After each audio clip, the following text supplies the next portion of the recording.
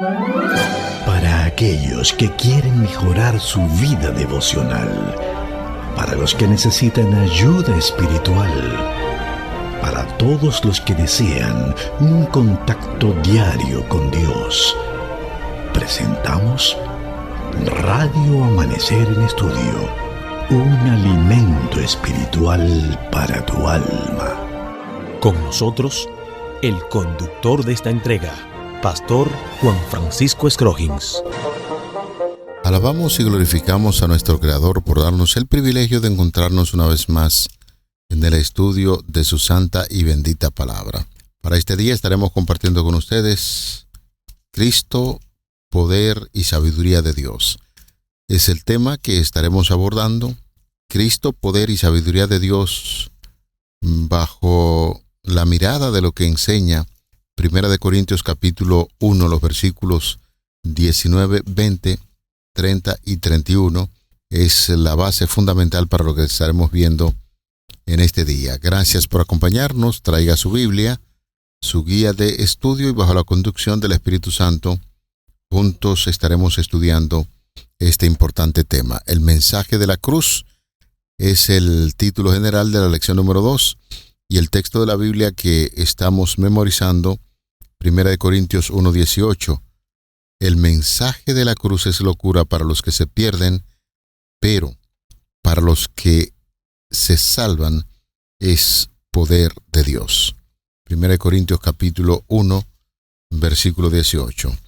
Aquí en cabina saludamos a nuestro apreciado y distinguido amigo, nuestro hermano, el pastor Ángel Dayan de la Cruz Machuca. Está con nosotros en los comentarios a estas lecciones. Pastor, muchas bendiciones del cielo.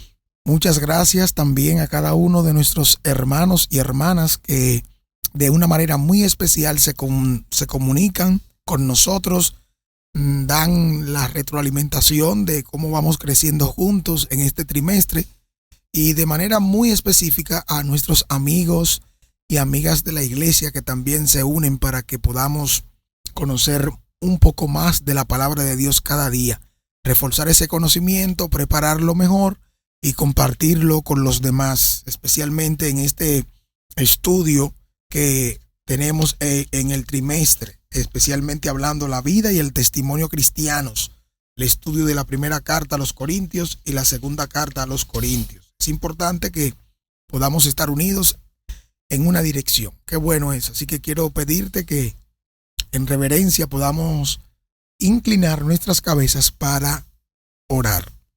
Amantísimo Dios Todopoderoso, en este momento queremos la iluminación, el entendimiento apropiado de tu palabra, que nos mantengas en fe y comunicación y que por sobre todo tu nombre sea glorificado en nuestras vidas, transformando nuestros pensamientos, nuestras ideas y conduciéndolos por medio del Espíritu Santo para que sean de acuerdo a tu santa y divina voluntad. Nos ponemos en tus manos, así como también a todos aquellos que se unen con nosotros para este estudio. No importa dónde estén, que tu gracia y tu poder les asistan. En el nombre de Jesús. Amén. Amén. Vamos a nuestro tema para este día: Cristo, poder y sabiduría de Dios.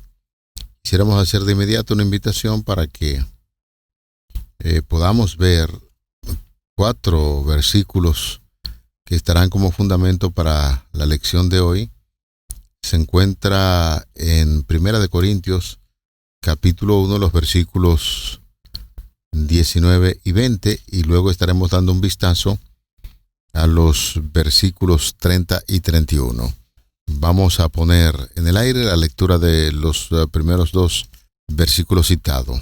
Leemos: pues está escrito, destruiré la sabiduría de los sabios y frustraré la inteligencia de los inteligentes. ¿Dónde está el sabio? ¿Dónde está el escriba? ¿Dónde está el que discute asuntos de este mundo? ¿Acaso no ha enloquecido Dios la sabiduría del mundo? En esta declaración, pastor, debemos enfatizar en algunos hechos importantes. En este versículo 19, Dios anula lo que es el orgullo intelectual. cita las Escrituras para advertir que Dios va a destruir la supuesta sabiduría de los sabios y descarta lo que es la inteligencia de los eruditos. En el versículo número 20, el apóstol Pablo desafía abiertamente a los filósofos, a los sabios, a los pensadores de su época, preguntando dónde están sus logros, y concluye que Dios ha demostrado que toda la lógica y la sabiduría de este mundo son, en realidad, una total insensatez si se comparan con los planes divinos. Es decir, que en estos dos versículos que usted acaba de compartir con nosotros, podemos ver que Dios anula el orgullo intelectual y, en segunda instancia, hace un énfasis en la incapacidad que tiene el mundo ante los logros personales que ellos consideran que deben fundamentarse en esa capacidad del mundo. Es bueno que podamos analizar el contexto de todo lo que está pasando en relación con este tema o este tópico en relación con la sabiduría, porque en el concepto helenístico de la sabiduría, es decir, griego, la palabra que se usa es sofía, que es amor al conocimiento. Específicamente el énfasis que se hace en el Nuevo Testamento se hace referencia directa a la inteligencia y al conocimiento teórico por sobre todo las habilidades prácticas, como podemos ver. Así como usted ha mencionado directamente, los filósofos, en cuanto a el ofrecimiento que tienen, es ese que usted acabó de mencionar: el poder intelectual, el conocimiento intelectual, el dominio intelectual por encima de cualquier otra cosa. Entonces, ese era un problema que podía darse en el contexto del tiempo que estamos hablando, porque realmente un filósofo era, si podemos definir, era un amante a la sabiduría, alguien que amaba el conocimiento, alguien que comprendía y difundía un conocimiento acerca del mundo natural y de la experiencia humana, con ciertos análisis, cuestionamiento, agregando su idea, su percepción y entendimiento. Y fíjense que ellos argumentaban que la verdad podía ser organizada dentro de un sistema general que podría ayudar y explicar el mundo desde esta perspectiva.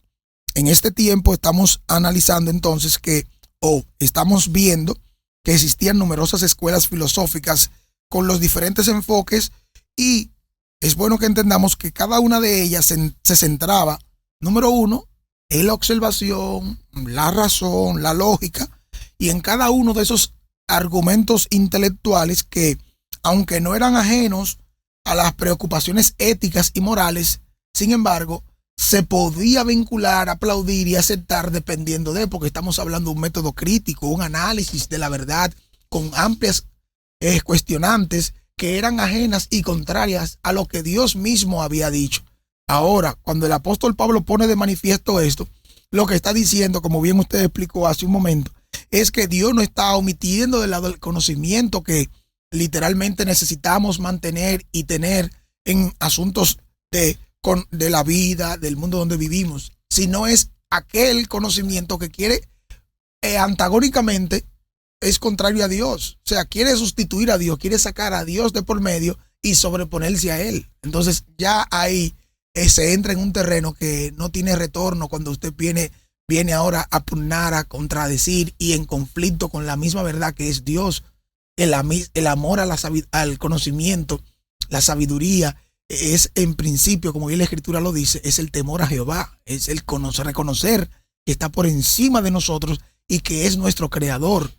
Ahí es donde está la lógica. O sea, aquí no es que, y nosotros no queremos resaltar el hecho de que la sabiduría no es buena, es buena. Exactamente. Pero el énfasis que se está haciendo, lo que se pretende hacer es la sabiduría humana como tal. Porque yo le hago una pregunta: ¿puede la sabiduría del ser humano salvar al hombre del pecado? No. Precisamente ese es el mayor problema. Ahí es donde está el debate del apóstol. O sea, Pablo era un hombre que se podría clasificar de entre los grandes filósofos, de entre los grandes pensadores en su tiempo, y se dio cuenta de que esa sabiduría en ninguna manera puede liberar o salvar al hombre de pecado. Por eso, cuando estamos citando, y ahora vamos a dar lectura a los versículos 30 y 31, pues ahí establece con la claridad del mediodía, que es lo que Él pretende con estas declaraciones. Dice, mas por Él estáis vosotros en Cristo Jesús, el cual nos ha sido hecho por Dios sabiduría, justificación, santificación y redención, para que, como está escrito, el que se gloría, gloríese en el Señor. Está trazando pautas bien interesantes que nos están hablando aquí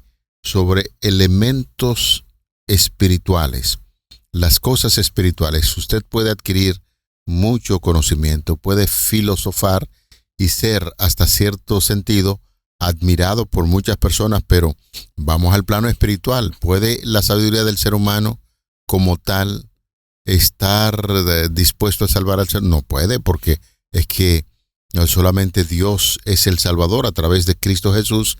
Y el versículo 31, amigos, versículo 31, hay dos cosas que debemos destacar. Primero, el versículo 30 aclara que los creyentes están unidos a Cristo no por sus propias capacidades, sino por la iniciativa de Dios, y explica que Cristo es el que convierte al ser humano en ese paquete completo de la gracia.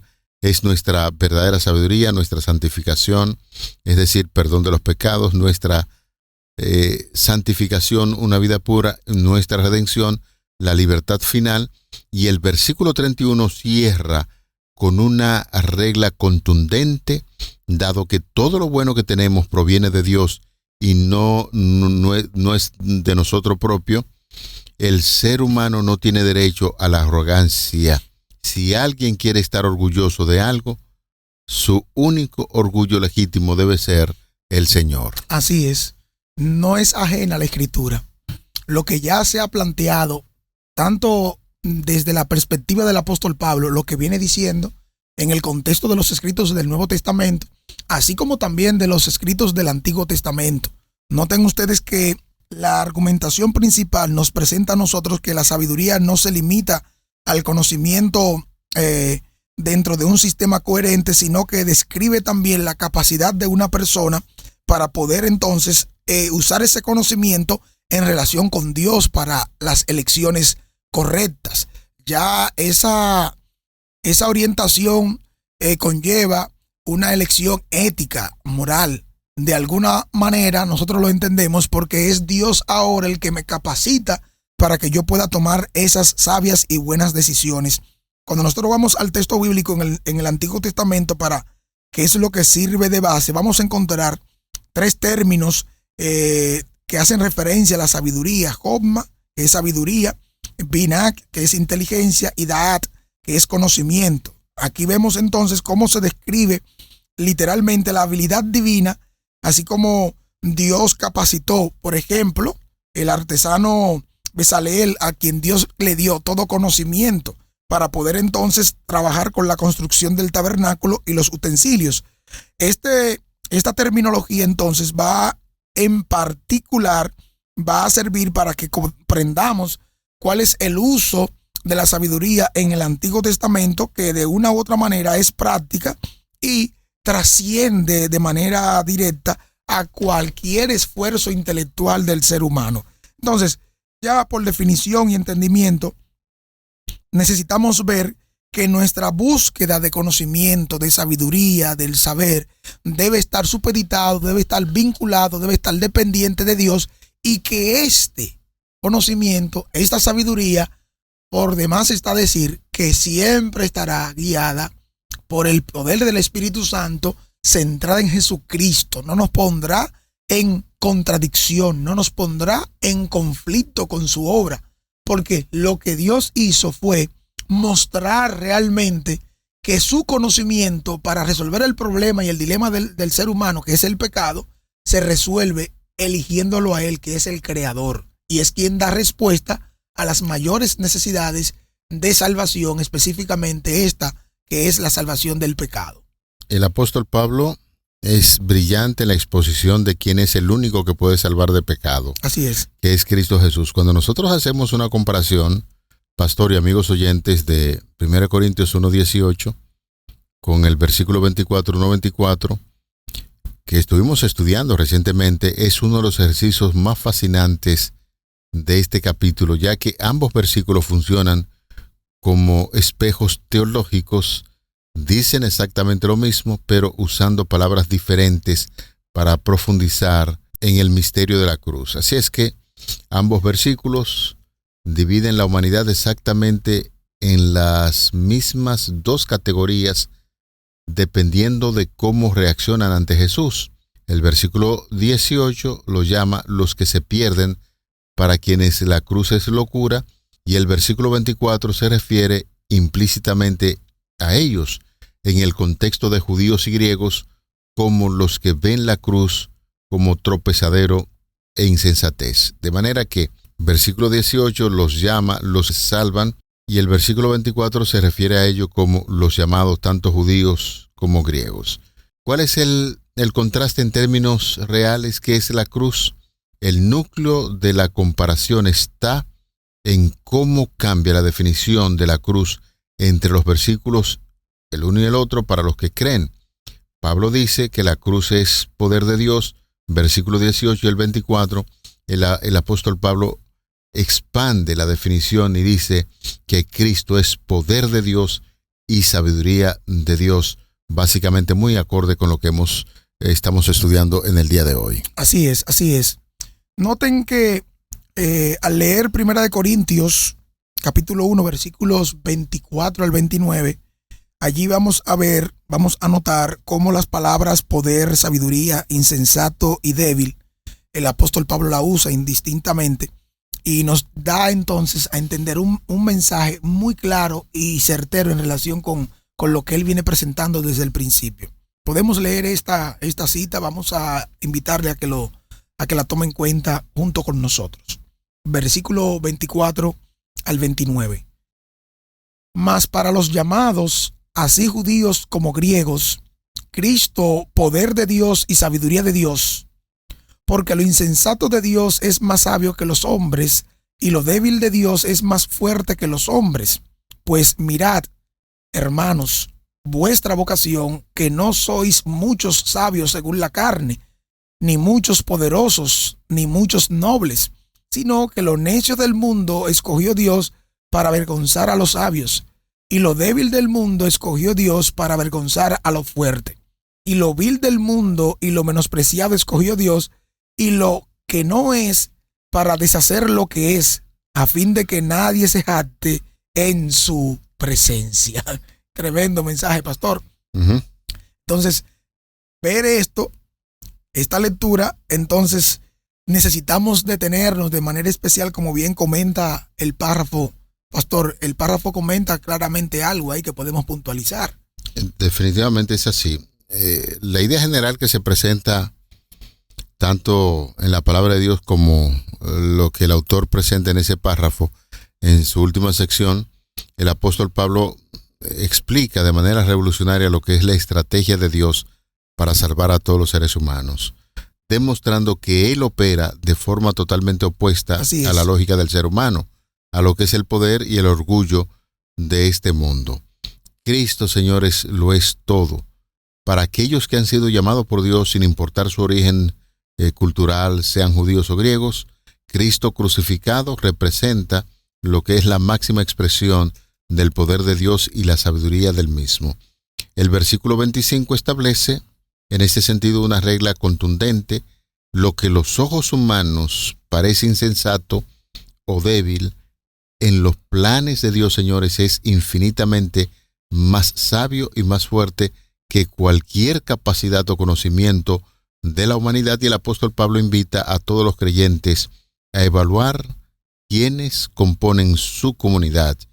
Les recuerda que según los estándares de nuestra sociedad o de la sociedad donde ellos estaban, entre ellos no hay muchos intelectuales influyentes, ni personas con gran poder político, ni ciudadanos de alta nobleza o aristocracia. Definitivamente que la estrategia que se presenta aquí es: Dios elige a propósito a lo que el mundo etiqueta como necio, débil, vil, menospreciado y socialmente, para dar un mensaje importante, que lo que viene de Dios no importa y si usted es un intelectual o no, cuando Dios coloca su espíritu en la vida de alguien y expresa su mensaje, es un mensaje que proviene de Dios para salvación. Así es, así es. Algo que también podemos puntualizar en esa misma dirección, Pastor Scroggins y amigos, es que cuando el término lo insensato de Dios es más sabio que los hombres y lo débil de Dios es más fuerte que los hombres, es una expresión que no está queriendo decir de manera directa que Dios sea insensato o que Dios sea débil, sino más bien es una expresión que está denotando lo que usted bien acabó de explicar, acabó de decir, que realmente la solución que está dando Dios, por más que se quiera comparar o decir, siempre será superior y mejor para que tengamos solución a este problema que nos aqueja a todos, es decir, el pecado, y Dios mismo es entonces ahora el que nos dice claramente qué elección debemos hacer, qué debemos tomar en cuenta para que se resuelva esta problemática.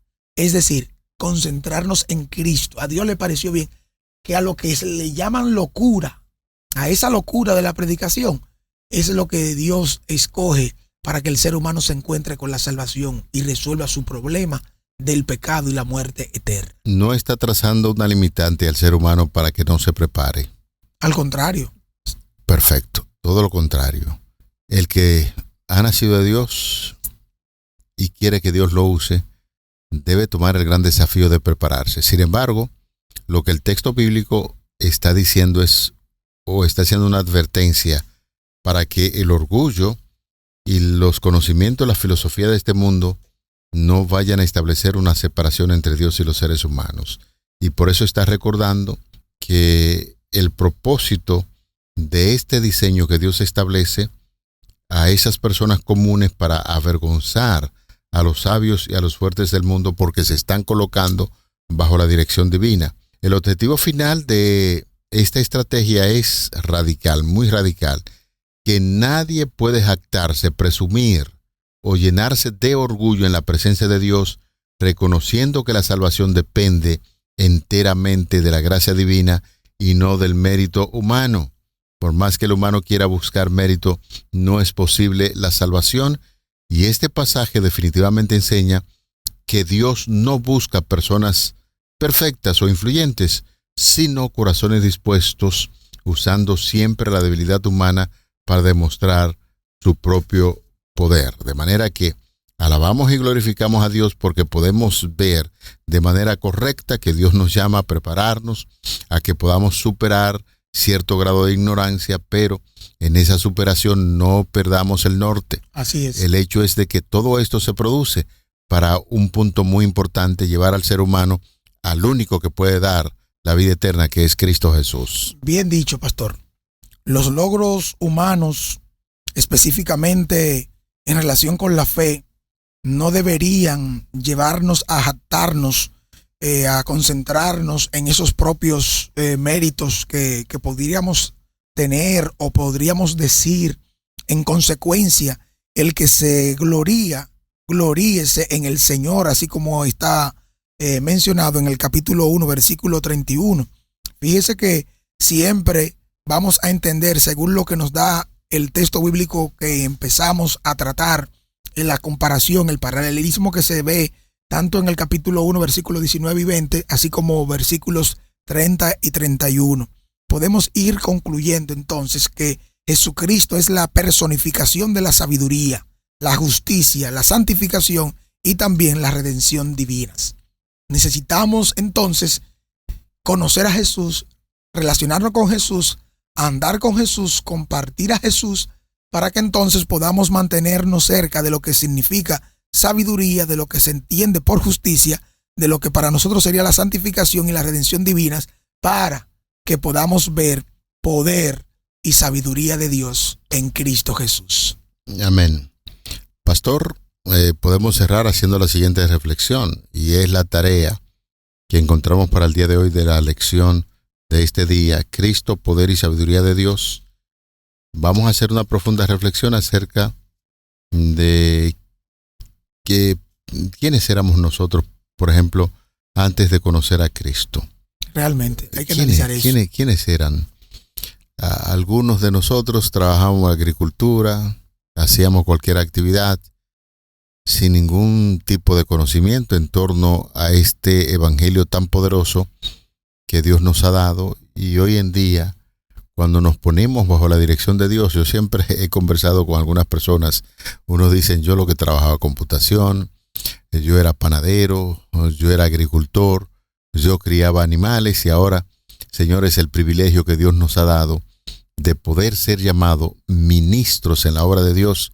Y no me estoy refiriendo solamente a los pastores. No, y no estamos menospreciando tampoco a los que de alguna manera ejercen esas funciones. Esas funciones, sino que y de mucho beneficio. Que esos técnicos logran conocer que ese conocimiento tienen que depositarlo a los pies de Cristo, y entonces Él lo convierte en un ministro. Amén. No solamente lo que somos pastores, ministro es aquel que realiza un ministerio, y son cientos y miles de dirigentes que han sido llamados por Dios y que usan su profesión para salvar a otros. A eso nos estamos refiriendo. No, y que en esta lección del trimestre estaremos tocando un tema sobre los dones espirituales. Muy importante eso. Estén pendientes para cuando hablemos ya de el talento natural con el que nacemos, dones espirituales, habilidades que deben ser puestas ahora para edificar la iglesia cuya cabeza es Cristo, a quien debemos la honra y la gloria, porque Él es poder y sabiduría de Dios. Vamos a orar. Señor, te agradecemos porque en las diferentes profesiones, las labores que realizamos, sea intelectual o no, reconocemos que si no está bajo la dirección divina y colocado a tu servicio, a veces hace mucha referencia a los logros humanos, pero cuando nos ponemos bajo tu dirección, podemos utilizar los dones, los talentos y las cualidades para ayudar en este ministerio de salvar a otros para Cristo Jesús. Gracias por esta importante lección que nos ha dado a estudiar, y ayúdanos a poner en práctica lo aprendido. Te lo pedimos en el nombre de Jesús. Amén. Amén. Para aquellos que quieren mejorar su vida devocional, para los que necesitan ayuda espiritual, para todos los que desean un contacto diario con Dios, hemos presentado Radio Amanecer en Estudio, un alimento espiritual para tu alma.